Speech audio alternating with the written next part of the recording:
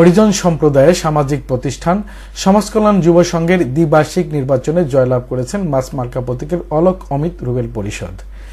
তীব্র প্রতিদ্বন্দ্বিতাপূর্ণ এই নির্বাচনে তারা হারিয়েছেন সদ্য বিদায়ী কমিটির টেলিভিশন প্রতীকের জনি সাধন শাহীন পরিষদকে। অলক অমিত রুবেল পরিষদ 2025 থেকে 2027 সাল পর্যন্ত দায়িত্ব পালন করবেন।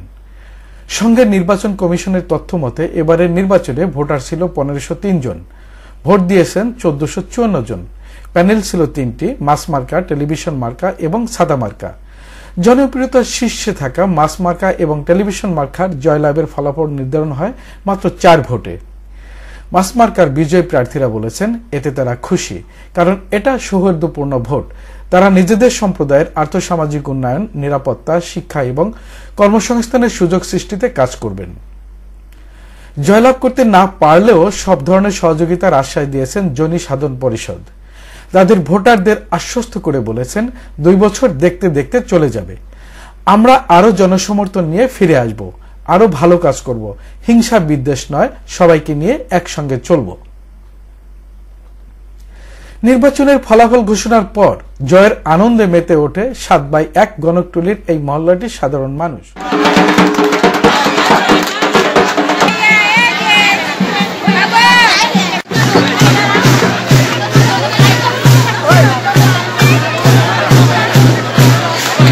মাস মার্কার পোস্টার ফেস্টুন হাতে নিয়ে টি শার্ট গায়ে দিয়ে সেজে ওঠেন অনেকে। ঢাক, ঢোল, সানাই আর ব্যান্ড পার্টির ধুম ধারাক্কা বাদ্যবাজনা, সাউন্ড সিস্টেমের ধড়াক ধড়াক গানে নেচে গেয়ে ওঠেন সবাই। শুরু হয়ে যায় বিজয়ের উৎসব।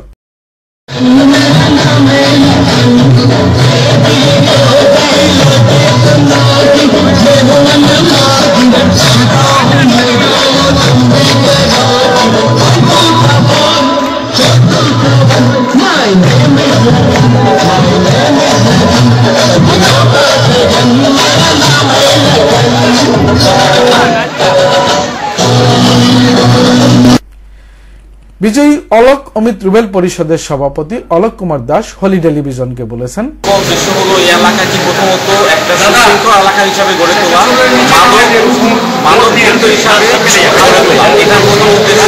জাতি কিভাবে সুশিক্ষিত হবে, নিজের জীবনযাত্রার মান কিভাবে উন্নত করবে।